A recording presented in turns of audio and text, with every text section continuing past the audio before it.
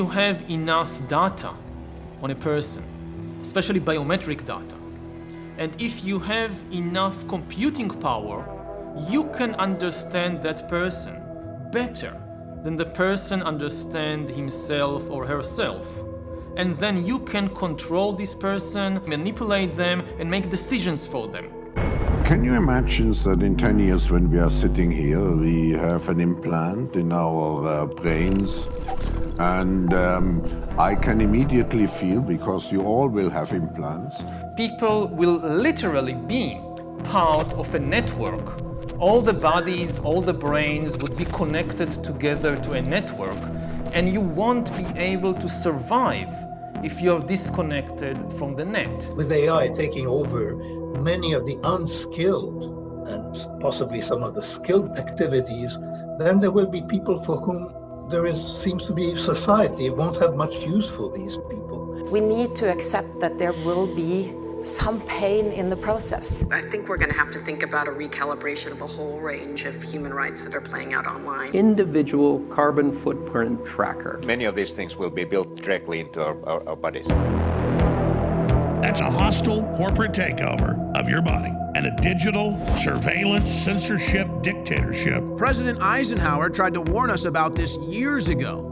The hostile takeover of a scientific, technological elite. They provide much more powerful intelligence for decision making.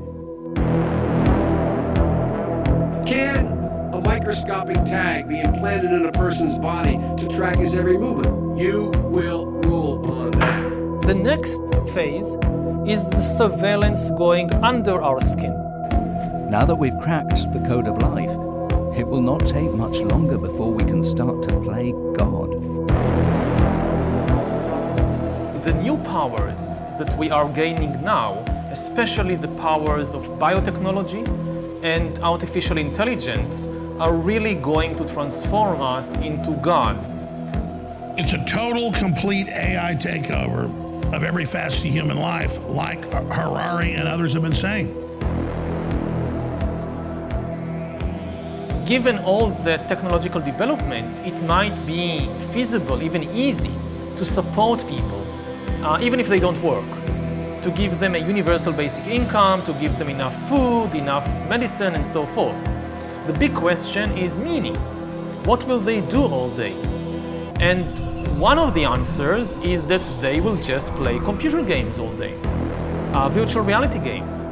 They will spend more and more time playing virtual reality games that will give them much more excitement and emotional engagement than anything in the real world outside. But what I see is a huge disruption. That is, before we get to the world that Yuval envisaged in his description of the future, there's going to be a complete destabilization of the human condition and of human societies. This is not going to happen quietly.